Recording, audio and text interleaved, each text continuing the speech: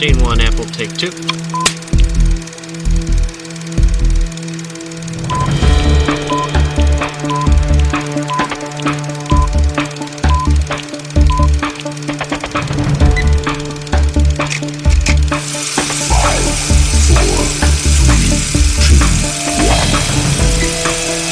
We're bringing you live coverage of Julian Assange speaking via video chat to the UN General Assembly. Take a listen. 659 days without charge.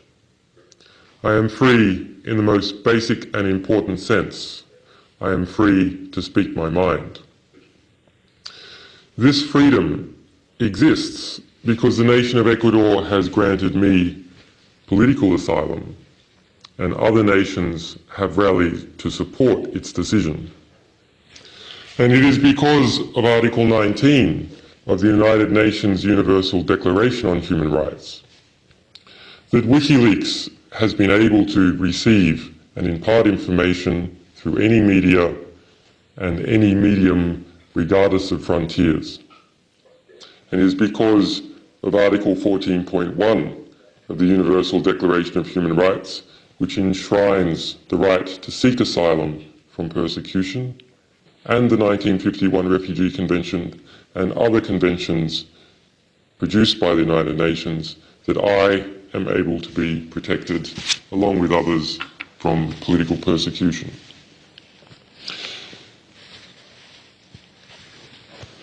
It is thanks to the United Nations that I am able to exercise, in this case, my inalienable right to seek protection from this arbitrary and excessive action taken by governments against me and the staff and supporters of my organisation.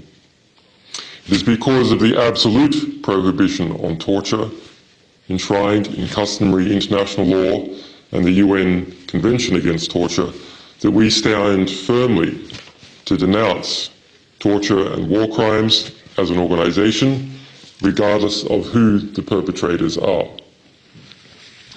I would like to thank the courtesy afforded to me by the government of Ecuador in providing me the space here today to speak once again at the UN in circumstances very different to my intervention in the Universal Periodic Review in Geneva in 2010. Almost 2 years ago, there today, I spoke about our work uncovering the torture and killing of over 100,000 Iraqi citizens. But today I want to tell you an American story. I want to tell you the story of a young American soldier in Iraq. The soldier was born in Crescent, Oklahoma, to a Welsh mother and to a US Navy father. His parents fell in love. His father was stationed at the US military base in Wales. The soldier showed early promise as a boy, winning top prizes at science fairs 3 years in a row. He believed in the truth, and like all of us, he hated hypocrisy. He believed in liberty and the right for all of us to pursue it and happiness. He believed in the values that founded an independent United States. He believed in Madison, he believed in Jefferson, and he believed in Paine. Like many teenagers, he was unsure what to do with his life, but he knew he wanted to defend his country, and he knew he wanted to learn about the world. He entered the US military and, like his father, trained as an intelligence analyst. In late 2009, age 21, he was deployed to Iraq. There, it is alleged, he saw a US military that did not often follow the rule of law, and in fact engaged in murder and supported political corruption. It is alleged it was there in Baghdad in 2010 that he gave to WikiLeaks, he gave to me, and it is alleged he gave to the world details that exposed the torture of Iraqis, the murder of journalists, and the detailed records of over 120,000 civilian killings in Iraq and in Afghanistan. He is also alleged to have given WikiLeaks 251,000 US diplomatic cables, which then went on to help trigger the Arab Spring. This young soldier's name is Bradley Manning. Allegedly betrayed by an informer, he was then imprisoned in Baghdad, imprisoned in Kuwait, and imprisoned in Virginia, where he was kept for 9 months in isolation and subject to severe abuse. The UN Special Rapporteur for Torture, Juan Mendez, investigated and formally found against the United States. Hillary Clinton's spokesman resigned. Bradley Manning, science fair all-star, soldier and patriot, was degraded, abused, and psychologically tortured by his own government. He was charged with a death penalty offence. These things happened to him as the US government tried to break him, to force him to testify against WikiLeaks and me. As of today, Bradley Manning has been detained without trial for 856 days. The legal maximum in the US military is 120 days. The US administration is in trying to erect a national regime of secrecy, a national regime of obfuscation, a regime where any government employee revealing sensitive information to a media organization can be sentenced to death, life imprisonment, or espionage, and journalists from the media organization with them. We should not underestimate the scale of the investigation which has happened into WikiLeaks. I only wish I could say that Bradley Manning was the only victim of this situation, but the assault on WikiLeaks in relation to that matter and others has produced an investigation that Australian diplomats say is without precedence in its scale and nature, that the US government called a whole of government investigation. Those government agencies identified so far as a matter of public record having been involved in this investigation include the Department of Defense, CENTCOM, Southcom, the Defense Intelligence Agency, the US Army Criminal Investigation Division, the United States Forces in Iraq, the 1st Armored Division, the US Army Computer and Crimes Investigative Unit, the CCIU, the 2nd Army Cyber Command, and within that 3 separate intelligence investigations. The Department of Justice, most significantly, and its US grand jury in Alexandria, Virginia. The Federal Bureau of Investigation, which now has, according to court testimony early this year, produced a file of 42,135 pages into WikiLeaks, of which less than 8,000 concern Bradley Manning. The Department of State, the Department of State's Diplomatic Security Services.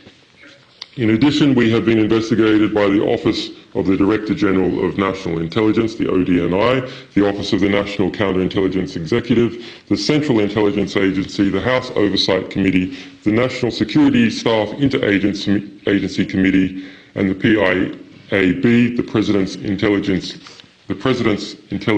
Advisory Board. The Department of Justice spokesperson Dean Boyd confirmed in July 2012 that the Department of Justice investigation into WikiLeaks is ongoing. So for all Barack Obama's fine words yesterday, and there were many of them, fine words, it is his administration that boasts on his campaign website of criminalizing more speech than all previous presidents combined. I am reminded of the phrase, the audacity of hope. Who can say that the President of the United States is not audacious? Was it not audacity for the United States government to take credit for the last 2 years of progress?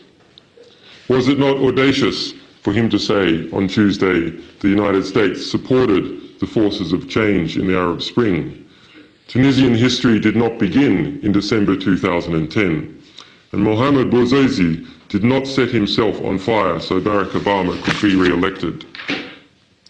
His death was an emblem of the despair he had to endure under the Ben Ali regime. The world knew, after reading WikiLeaks publications, that Ben Ali and its government had for long years enjoyed the indifference, if not the support, of the United States, in full knowledge of its excesses and its crimes. So it must come as a surprise to Tunisians that the United States supported the forces of change in their country. And it must come as a surprise to the Egyptian teenagers who washed American tear gas out of their eyes that the US administration supported change in Egypt. It must come as a surprise to those who heard Hillary Clinton insist that Mubarak's regime was stable, and when it was clear to everyone that it was not, it must come as a surprise that the US backed its hated intelligence chief, Omar Suleiman, who we proved the US knew was a torturer, to take the realm. It must come as a surprise to all those Egyptians who heard Vice President Joseph Biden declare that Hosni Mubarak was a Democrat and that Julian Assange was a high-tech terrorist. It is disrespectful to the dead and to the incarcerated of Bahrain's uprising to claim that the United States supported the forces for change. That is indeed audacity. Who can say that it is not audacious that the President, concerned to appear to look leaderly, looks back on this change, the people's change, and tries to call it his own?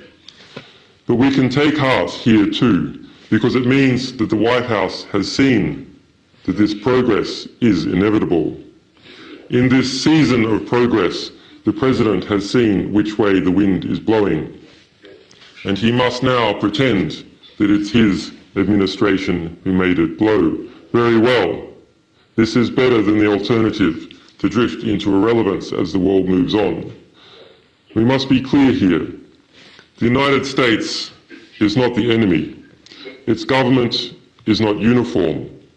In some cases, good people in the United States supported the forces of change, and perhaps Barack Obama personally was one of them. But in others, and en masse, early on, it actively opposed them.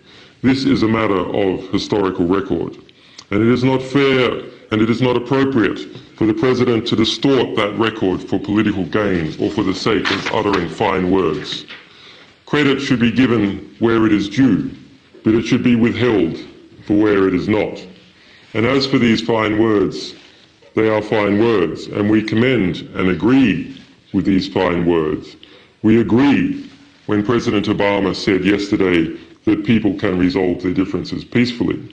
We agree that diplomacy can take the place of war, and we agree that this is an interdependent world that all of us have a stake in. We agree that freedom and self-determination are not merely American or Western values, but universal values. And we agree with the President when he says that we must speak honestly if we are serious about these ideals. But fine words languish without commensurate action. President Obama spoke out strongly in favor of the freedom of expression. Those in power, he said, have to resist the temptation to crack down on dissent. There are time for words and there are time for action. It is time that there are times for words and there are times for action. The time for words has run out. It is time for the US to cease its persecution of WikiLeaks, to cease its persecution of our people, and to cease its persecution of our alleged sources.